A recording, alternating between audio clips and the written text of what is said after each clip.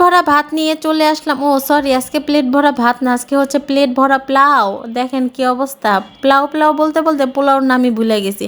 আজকে একদম প্লেট ভরা পোলাও নিয়ে বসে পড়ছি। আর সাথে আছে হচ্ছে প্রথমে ডিম ভুনা। এটা আমি একটু সাদা ডিম ভুনা করছি, মানে একটু ওই যে কি বলে, একটু কোরমা টাইপের ভুনা করে না, ওইভাবে একটু ভুনা করছি। এটা দিয়ে পোলাও খাইতে কিন্তু বেশ মজা লাগতেছিল, কিন্তু দুঃখের বিষয় আজকে কোনো সালাদ ঘরে ছিল না। তাই হচ্ছে লেবু আর পেঁয়াজ দিয়ে কাজ চালাই দিতেছিলাম, কারণ আজকে তো পোলাও রান্না করার কোনো কথাই ছিল না। আর হঠাৎ কি মন চাইলো, রান্না করে ফেললাম। এই তো করছি, খাইয়াও ফেলছি।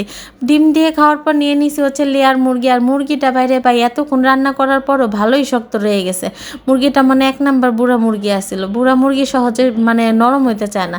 কি আর করার, দাঁত আছে, দাঁতের ব্যবহার করব। একদম গোস্ত গোস্ত নিছি, আর সাথে আলু কিন্তু বাই দিছি, কারণ আমি বিক্রমপুরে আলু খোর মানুষ বললা কথা, আলু ছাড়া মন ভরে না। সাথে কিন্তু মুরগির আবার চামড়া ছিল, সেটাও একটু ছোট ছোট করে দিয়ে দিছি। আলহামদুলিল্লাহ, এই ছিল আমার আজকের খাওয়া দাওয়া।